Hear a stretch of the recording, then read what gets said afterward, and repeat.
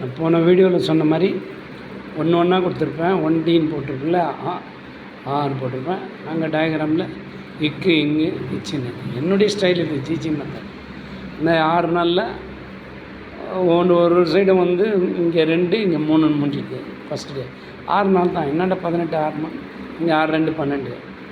அப்போ எல்லாம் இது முடிச்சுட்டு குழந்த ஒவ்வொரு நாளும் கரெக்டாக எழுத பார்த்துட்டு அடுத்ததுக்கு போனோம். முடிக்கிறதுக்கு முன்னால் ஒன்று போகக்கூடாது.